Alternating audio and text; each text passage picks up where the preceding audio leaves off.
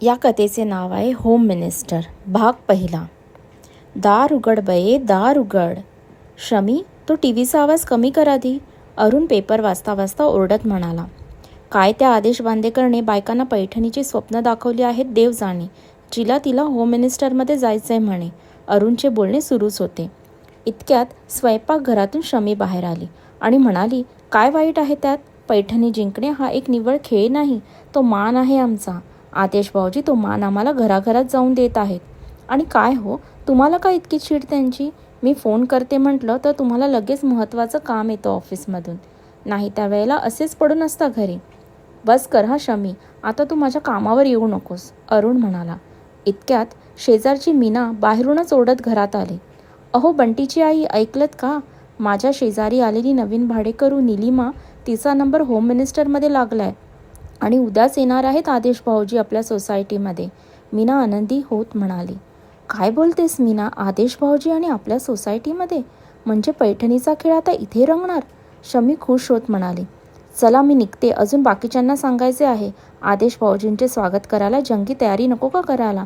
निलिमा जरी भाडेकरू असली तरी आता आपल्या सोसायटीची ती सदस्य आहे, हो की नाही हो अरुण भाऊजी? असे म्हणत मीना तिथून निघून गेली. अरुणने खाकरत पुन्हा आपले डोके पेपरमध्ये घुसविले. काही वेळानंतर खेळायला गेलेला बंटी धापा टाकत घरी आला. आई आई, ऐकलंस का तू? अरे हो, काय झालं एवढं ओरडायला? शमी म्हणाली. अगं चिनूच्या घरी उद्या होम मिनिस्टरवाले काका येणार आहेत. तो आम्हाला खाली सांगत होता. त्याच्या बाबांनी नवीन कपडेसुद्धा आणलेत घरात सगळ्यांना आणि आदेश काकांसाठी खाऊ पण आणला आहे, बंटीने एका दमात सांगून टाकले. आई, आपल्याकडे कधी येणार गं होम मिनिस्टरवाले? ते तू तुझ्या बाबांना विचार, मला नाही बाई माहिती. बरं ते जाऊ दे, अजून काय बोलत होता चिनू? त्याचे आजी आजोबा पण येणार आहेत 2 दिवसांसाठी. जॉईंट फॅमिली थीम आहे ना, असे म्हणत बंटी पुन्हा खेळायला निघून गेला. Family theme? असं होय. आधी मणीला फोन करते. काल पूर्ण दिवस कामात गेला, फक्त 1 तासच बोलायला मिळालं होतं तिच्याशी. तिला पण आजची ब्रेकिंग न्यूज सांगायलाच हवी, शमी मनात पुटपुटली. मग तिने हातातला फोन घेऊन मणीचा नंबर डायल केला. मणी म्हणजे मनस्वी, शमिकाची छोटी बहीण. शमी, हॅलो मणी, अगं मी ताई बोलते. मणी, बोल ना ताई. शमी, काय करतेस, बिझी आहेस का? मणी, नाही ग ताई, आत्ताच डीमार्टवरनं सामान घेऊन आली घरी, तेवढा तुझा फोन आला, बोल ना. शमी, अगं मणी, उद्या आमच्या सोसायटीत आदेश भाऊजी येत आहेत, होम मिनिस्टरवाले. मणी, काय बोलतेस ताई, आपल्या घरी येत आहेत का?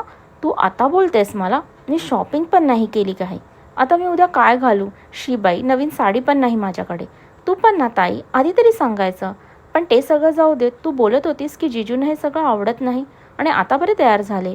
शमी, मनी अगं श्वास तर घे बोलताना. माझं मेलं नशीब कुठे की आदेश भाऊजी माझ्या घरी येतील आणि तुझे भाऊजी इतके हौशी असते तर पैठणी कधीच घरी आली असती. असो, अगं आमच्या सोसायटीत एक नवीन फॅमिली आली आहे राहायला, त्यांच्याकडे येणार आहेत. मणी, थोड्या उदास आवाजात. अच्छा, कोण काही नवीन फॅमिली, मी ओळखते का त्यांना? शमी, नाही ग, हल्लीच आले आहेत राहायला सोसायटीमध्ये. त्या साठे काकू राहायच्या ना त्या खोलीत. मणी, हा काय ताई, तुला माहीत आहे ती आमच्या शेजारची? असे बोलता बोलता 2 तास दोघी फोनवर बोलत होत्या. तेवढ्यात वॉचमन तातडीच्या मीटिंगचे लेटर घेऊन घरी आला. शमीने घाईतच फोन ठेवला. आदेश बांदेकर सोसायटीत येणार यासाठी काय काय तयारी करावी लागेल या संबंधी ही तातडीची मीटिंग घेतली जाणार होती.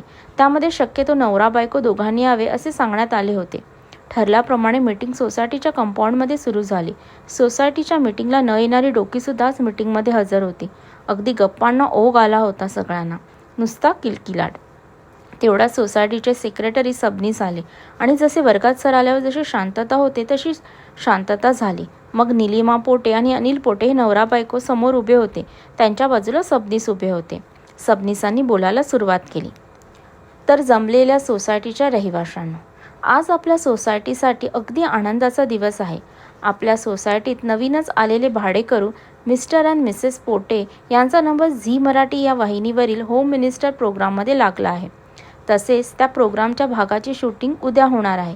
त्यामुळे आदेश बांदेकर यांचे स्वागत करण्याची जबाबदारी आपलीच आहे.